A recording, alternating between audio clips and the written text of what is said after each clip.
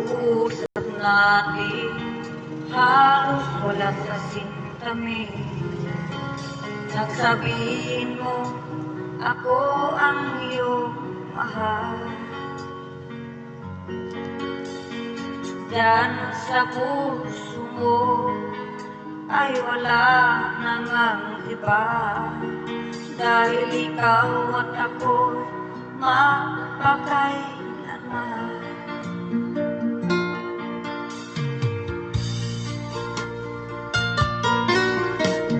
Sa pag-uusap natin halos walang kasing tamis.